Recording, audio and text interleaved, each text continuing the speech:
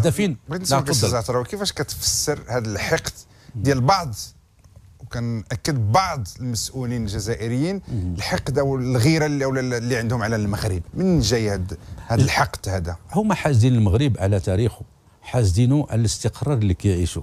المغرب كما كنقولوا بالفرنسيه سي ان بيي ميلينير. المغرب ما عرفش النظام غير الملكيه. في الاول هما من الجزائر وسير ليبيا وبعض الدول كما يقال بالعربيه اتوا الى الحكم على ظهر دبابه. في الاول كانوا كيعاوموا في واحد الفلك ديال لونيون سوفيتيك قبل لا ديستركسيون دو مور دو برلين، ديال برلين، قبل تحطيم جدار برلين.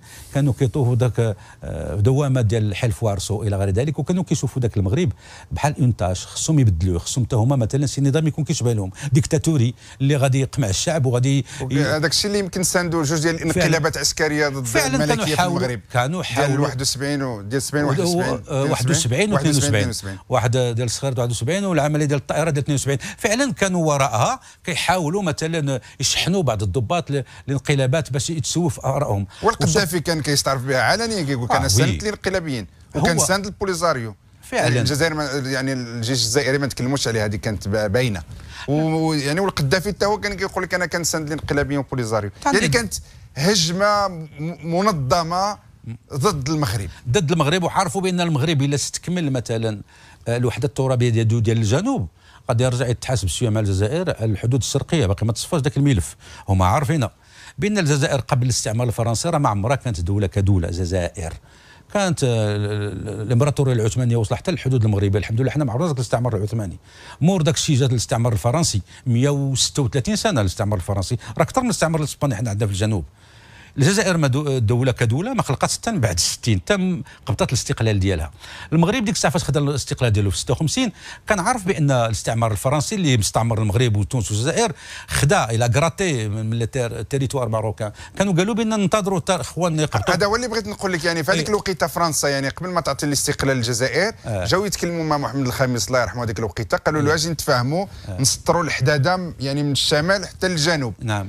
جاء محمد الخامس والاعضاء من الحركه الوطنيه المغربيه قالوا لهم لا، حنا هذه المسائل ديال المشاكل ديال الحداده حنا غادي نتفاهموا مع الاخوان الجزائريين من ياخذوا الاستقلال ديالهم. هذا الشيء غادي نتفاهموا بيناتنا. وفعلا يمكن هذاك هو الخطا اللي ارتكبوا. وفعلا ارتكبوا خطا السي زعتراوي، لان يعني كنا نتسناو اخوه ساعه صدقوا. لا، من بعد الاستقلال ديال المغرب المغاربه فتحوا الباب للاخوان الجزائريين، وجول المقاومين كانوا كيجيو للمغرب وتزودوا بسلاح وبمؤونه وبمال باش يحاربوا الاستعمار. ولكن فاش خداو الاستقلال ديالهم بوتفليقه كان في وجه ساكن، ماشي غير هو، كلهم كاع القاده ديالهم. وفي الاخر لا، حنا بلد المليون شهيد ما كاينش طرف. ولكن انتم عارفين بان الحدود ديالنا فين كانت كمغرب، لان المغرب كان دوله اكثر من 1000 سنه، عارفين الحدود ديالو فين كانت.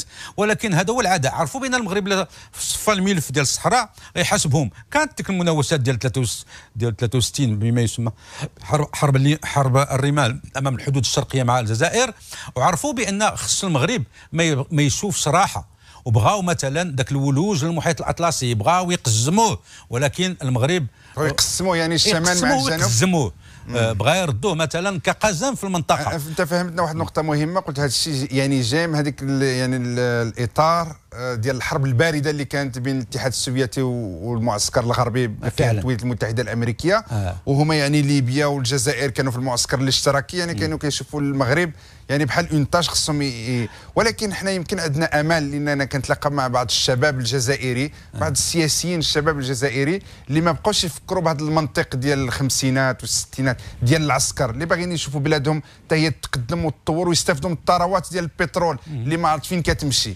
هما كيشوفوا في المغرب بحال شي حليف استراتيجي. انا يعني عندي امل في الاخوان الشباب السياسيين الجزائريين، بعض منهم كان كيقولوا لي بان ما احنا محتاجين للمغرب كما المغرب محتاج للجزائر. وفعلا الان كنشوفوا حتى الجزائريين بداو كيتحركوا الان. شوفوا ذاك منطقه غردايه، شوف مثلا منطقه الامازيغيه ديال الجنوب كيفاش كيستعملوا معهم العنف السلطات الجزائريه. الشعب الجزائري الان بدا كيفيق، بدا كينتفض ضد مثلا هذا الحكم الظالم ديال الجزائريين الان، لان حتى المواطنين ديالهم ما سلموش من هذا العداء ديالهم.